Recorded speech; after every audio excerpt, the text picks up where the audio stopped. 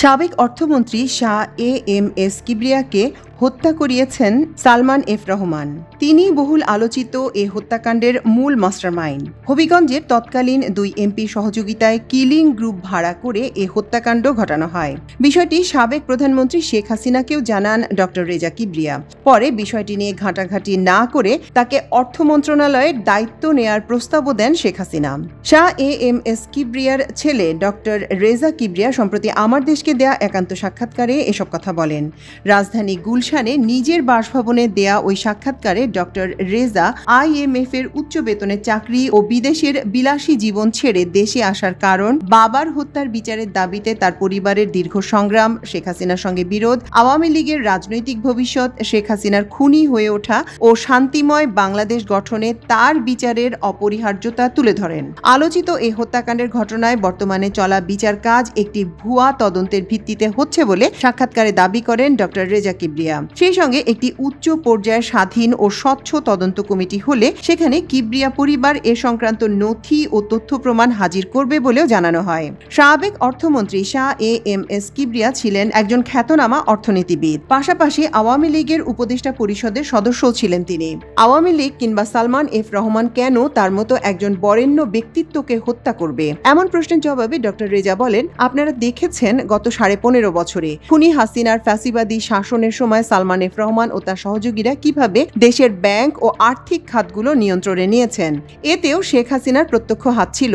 1996 সাল থেকে 2001 সাল পর্যন্ত আমার বাবা অর্থমন্ত্রীর দায়িত্বে ছিলেন। ওই সময়ও সালমান এফ রহমান দেশের ব্যাংক ও আর্থিক এ খাত নিয়ন্ত্রণে নেওয়ার আপ্রাণ চেষ্টা করেন। কিন্তু দেশের প্রতি বাবার দায়বদ্ধতা ও দৃঢ় অবস্থানের কারণে সালমান এফ রহমান ব্যর্থ হন। মূলত ওই সময় থেকেই বাবাকে হত্যার জন্য সালমান ও তার সহযোগীরা ব্যক্তিগত ও রাজনৈতিক কারণে চেষ্টা করে আসছিলেন। প্রান্তিক জনগোষ্ঠীর আর্থসামাজিক উন্নয়ন ও দেশের সামষ্টিক অর্থনীতিতে শাহ এ.এম.এস কিবরিয়ার অনন্য অবদানে সালমান এফ রহমান সহ আওয়ামী লীগের একটি দুষ্ট চক্র ঈর্ষান্বিত ছিল উল্লেখ করে ডক্টর রেজা বলেন, কৃষকদের বিনা জামানতে ঋণ দেওয়ার ফলে দেশের কৃষি ভিত্তিক অর্থনীতি চাঙ্গা হয়ে উঠেছিল।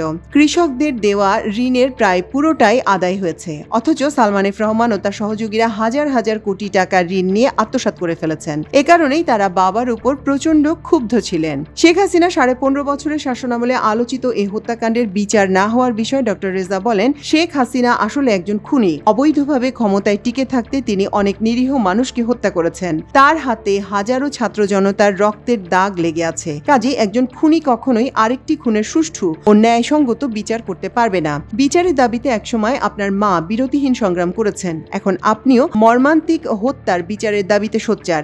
সাবেক প্রধানমন্ত্রীর কাছে কখনো বিচারের দাবি নিয়ে গিয়েছিলেন কিনা এমন এক প্রশ্নের জবাবে ডক্টর রেজা কিবরিয়া বলেন, আমরা জানি যে তদন্তের ভিত্তিতে আমার বাবার হত্যার বিচার চলছে, সেটা ভুয়া। প্রকৃত অপরাধীদের আড়াল করে এমন কিছু ব্যক্তিত্বকে জড়ানো হয়েছে যেটা আমরা কোনোভাবেই মেনে নিতে পারিনি।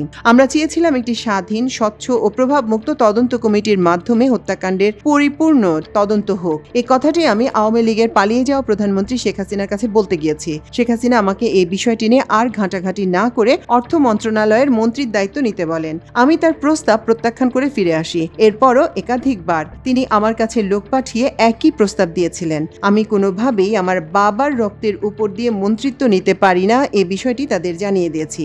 গত 15-16 বছরে শেখ হাসিনা সচেতনভাবে সালমান এফ রহমান সহ প্রকৃত খুনিদের আড়াল করার চেষ্টা করেছেন উল্লেখ করে তিনি বলেন, শেখ হাসিনা বেশ ভালোভাবেই জানতেন আমার বাবার খুনি কারা কারা এই হত্যাকাণ্ড ঘটাবার জন্য মদদ ও অর্থ দিয়েছেন।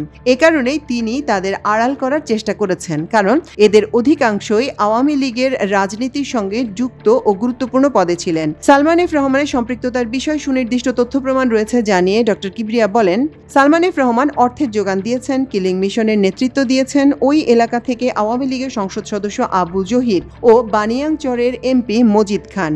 হাসিনা গত 15.5 বছর ধরে এসব খুনিকে বাঁচানোর চেষ্টা করেছেন। একটি স্বাধীন ও নিরপেক্ষ তদন্তের দাবি জানিয়ে ডক্টর রেজা বলেন, ছাত্র জনতার গণ অভ্যুত্থানের মাধ্যমে শেখ হাসিনার পতন হয়েছে, দেশে ক্রমেই স্থিতিশীলতার দিকে যাচ্ছে। একটি স্বাধীন ও প্রভাবমুক্ত তদন্ত কমিটি গঠন হলে আশা করছি প্রকৃত খুনিদের মুখোশ উন্মোচন হবে। আমার কাছে থাকা তথ্য প্রমাণ ওই কমিটির কাছে পেশ করব। বর্তমান সরকারের কাছে দেশবাসীর অনেক প্রত্যাশা রয়েছে উল্লেখ করে তিনি বলেন, শেখ হাসিনার ভয়াবহ দুঃশাসন আর দুর্নীতির কারণে দেশের নাভিশ্বাস অবস্থা ছিল। পতন ও পালিয়ে যাওয়ার আগে তিনি হাজারো নিরস্ত্র মানুষকে খুন করেছেন। এখন তার বিচারই অগ্রাধিকার বলে মনে করছি। পাশাপাশি অন্তর্বর্তী সরকারের কাছে মানুষের প্রত্যাশাও অনেক বেশি। এই প্রত্যাশা থেকেই মানুষ অনেক কিছুর দাবি জানিয়ে আসছে, যা গত ফ্যাসিস্ট হাসিনার আমলে করা সম্ভব হয়নি। আওয়ামী লীগের রাজনৈতিক ভবিষ্যৎ সম্পর্কে ডক্টর কিবরিয়া বলেন, শেখ হাসিনার পতন কিংবা আওয়ামী লীগের পতন ঘটানো বিএনপি কিংবা অন্য কোনো বিরোধী রাজনৈতিক দলগুলোর পক্ষে সম্ভব ছিল না যদি দেশের সব শ্রেণী পেশার নাগরিকরা সম্মিলিতভাবে এই গণ অভ্যুত্থানে যুক্ত না হতেন। আর এর পেছনে সবচেয়ে বড় ভূমিকা রয়েছে শেখ হাসিনার অতিমাত্রায় দাম্ভিকতা, খুনি মানসিকতা ও দানবীয় মনোবৃত্তি। তার হাতে হাজারো মানুষের রক্ত লেগে আছে। এদেশে আওয়ামী লীগ আবার রাজনীতি করবে, সেটা দেশের মানুষ কখনোই মেনে নেবে না।